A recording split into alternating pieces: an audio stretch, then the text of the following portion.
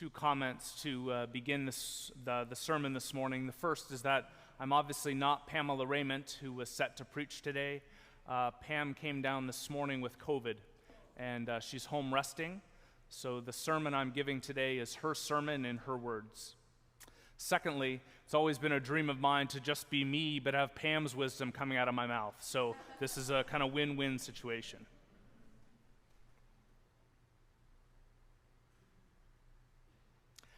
I really dislike it when Jesus talks about money. I really dislike it when Jesus talks about money because I feel like I have a complicated relationship with money. I think this complicated relationship with money really began the day I walked into the social assistance office. I was young, looking for work, going through a horrible breakup, and was trying to figure out what came next for me. And I was broke. I think I had like $200 in my bank account. My rent was due. My car payment was going to bounce. My credit cards were maxed. I was struggling to find work, and there were many complicated reasons why I didn't feel I could ask my family for help. Stomach in knots, I sat down across from a perfectly lovely person and sheepishly told them my situation. I asked if they could loan me enough to pay my bills and buy groceries while I continued to look for work.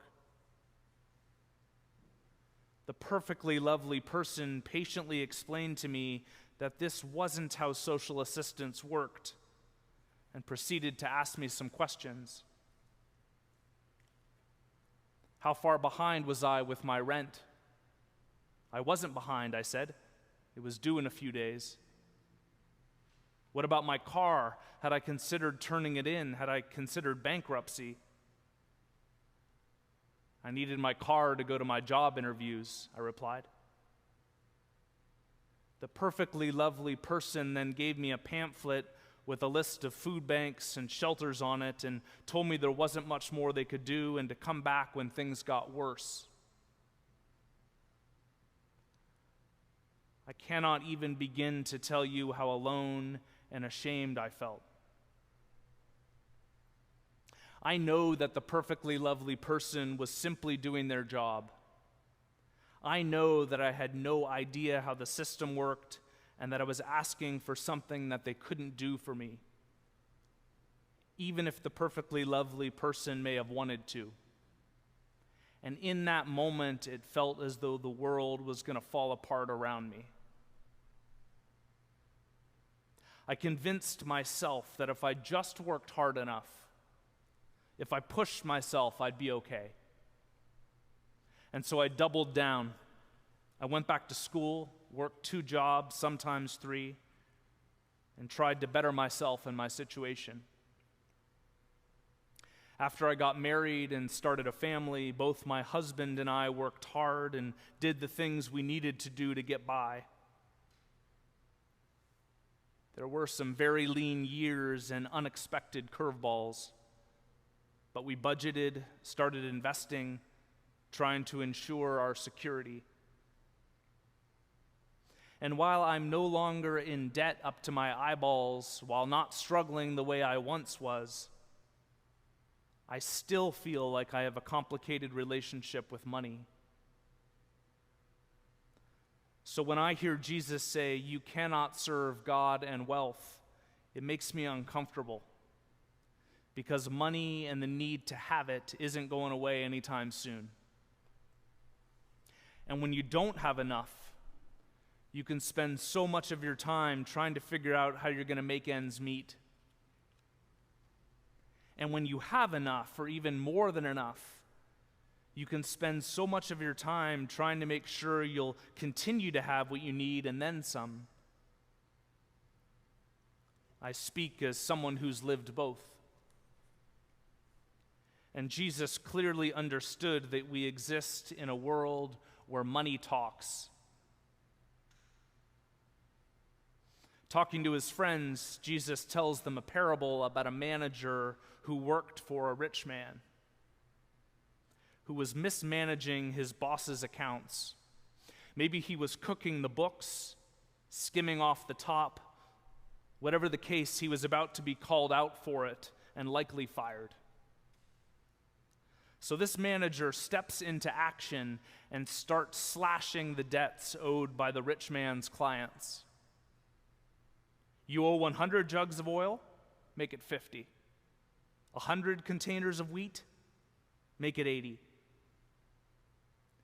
Now this, of course, would have meant less money in his boss's pocket.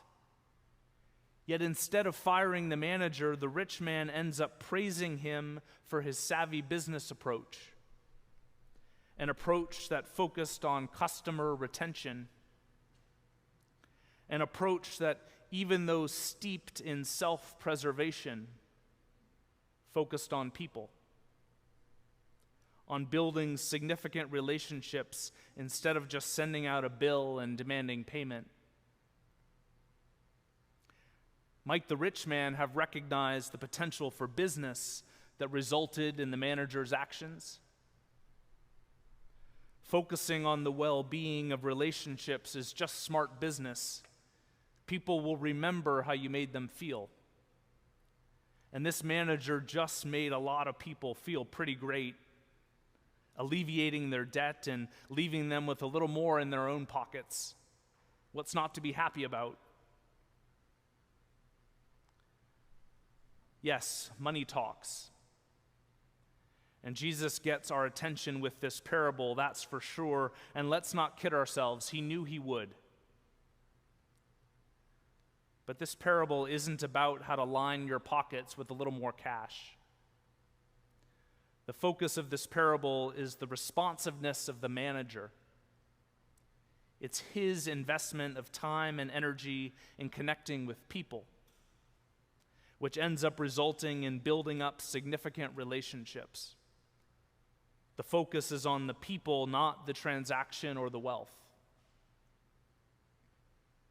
Still, though, life in this world, there's little way to avoid transactional living in one way or another. Money is part of our daily lives, and I don't think Jesus is asking us all to quit our jobs and board up our businesses. But I do think Jesus is asking us to pay attention to our relationship with money. To think about the ways we place our money, possessions, and pursuit thereof ahead of our relationships with one another, and our relationship with God, which might mean spending some time reflecting on our relationship with money.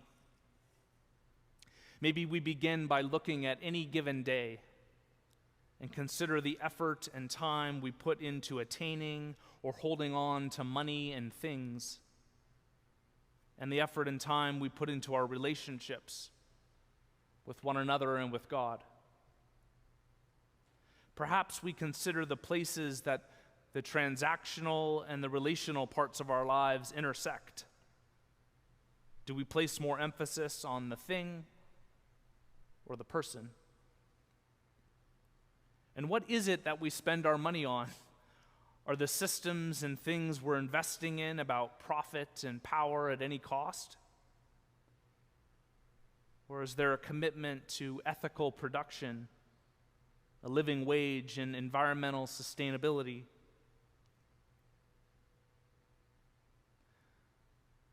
Part of my spiritual practice is to set aside time weekly to reflect on the week past. And it is always involving a reflecting on the relationship with money. And for me, it's always the hardest part of my practice. Like I said, I really dislike it when Jesus talks about money.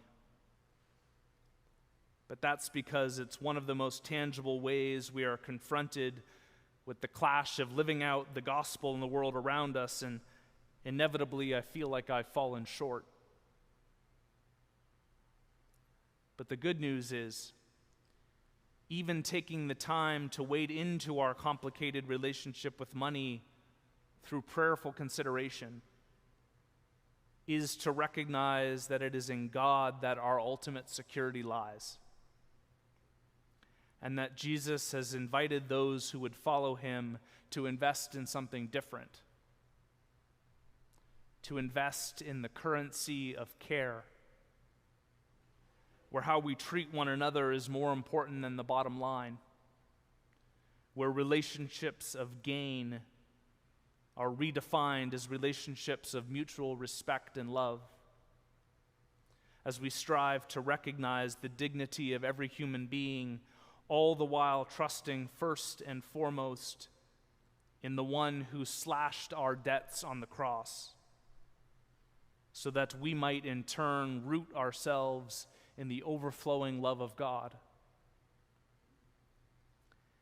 And this recognition has the power to shift our focus on money from that of consumption, retention, and power to that which recognizes the connection between resources and relationships, and the living out of God's inbreaking project of peace into which we are called to live out right here, right now. The most life-changing investment we'll ever make.